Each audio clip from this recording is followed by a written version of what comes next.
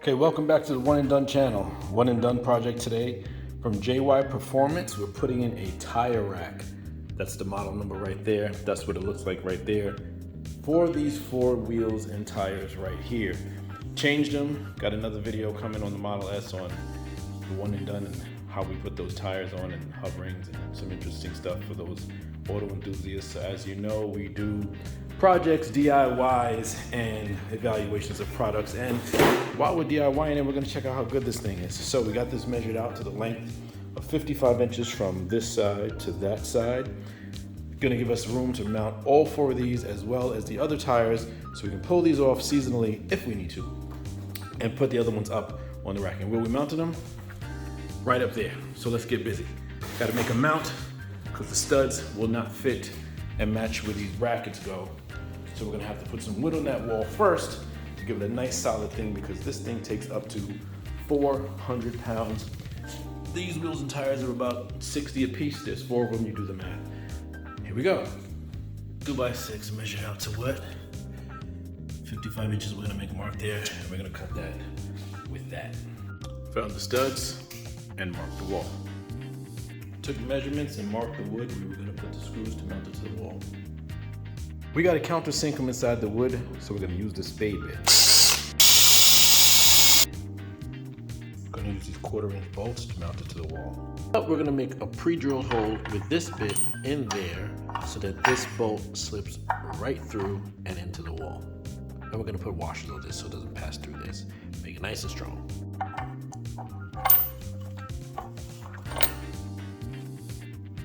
We mark our height, make sure that it's level with the level. We use this temporary screw so we can put this into the wall. As we let that hold it for us, mount each one of these actual bolts up on the wall using our driver. So we got our temporary hold screw there.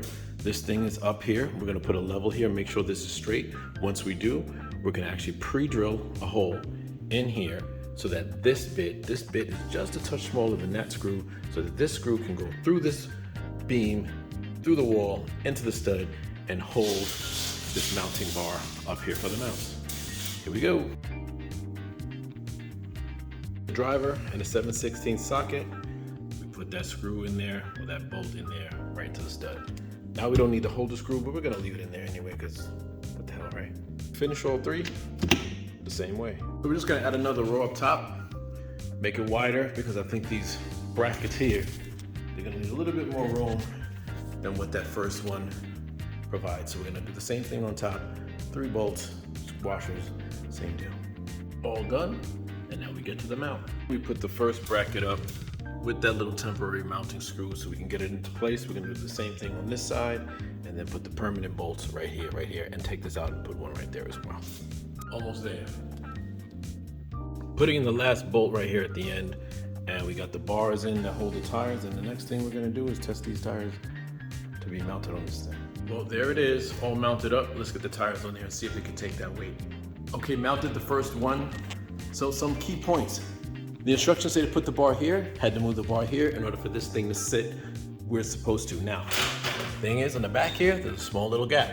So it's not really touching the back bar where it should be touching. It's actually touching the wall. Not a problem, it won't roll off, but at the same time, this is a 28-inch tire, top to bottom, so that's gonna be the maximum tire I'm gonna suggest for this particular mount.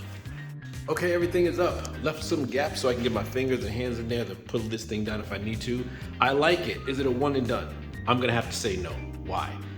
If you have smaller tires that are like 26 inches total, or the wheels are smaller, which constitute smaller tires, then I think this thing would be good. If it were a little closer in, they're not as wide as these. These are 285s in the back, 255s in the front, I believe. And it's got some springiness to it, so I'm gonna put a chain here in the middle and mount that up to the ceiling and put into a stud and just make sure that this thing doesn't come down. A couple of things that I do like, it does come with this little side tray, so you can put a little tray here for your lug nuts, but it does come with a bag that you can put your nuts in.